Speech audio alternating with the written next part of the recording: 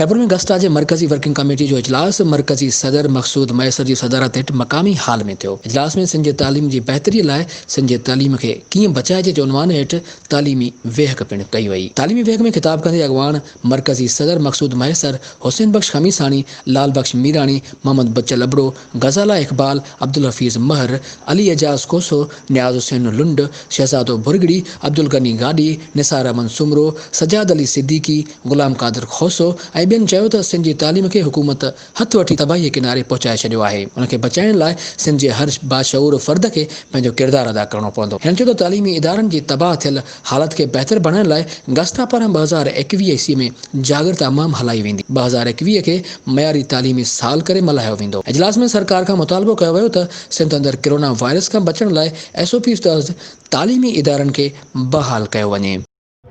तंज़ीम हिका रजिस्ट्रेशन हिका उन में कुछ अड़ा माण्हू हुआ जेके ग़लति उनखे इस्तेमालु कनि पिया, जेके न तालीम जे हिसाब सां बहितरी हुई, न उस्तादनि जे हक़नि जे लाइ विढ़नि पिया, हू सिर्फ़ु पंहिंजा घर भरनि पिया। इन जे करे तव्हां ॾिसो था अॼु जो ही सेमिनार जेको थियो आहे, ही उस्ताद दोस्त, शागिर्द दोस्त, इंसान दोस्त ऐं उहो सेमिनार आहे जंहिंमें सभिनी जी भलाई थिए।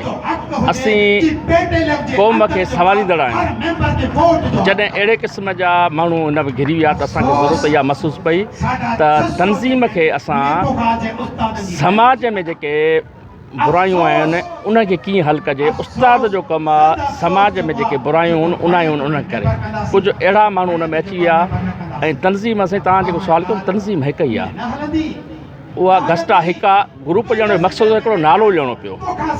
उन जे करे अॼु ॾिसो था त असां जेको खणी आया आहियूं, असांजे जेको स्लोगन आहे पहिरियों तनज़ीम जो, उहा पहिरियां तालीम पोइ तनज़ीम।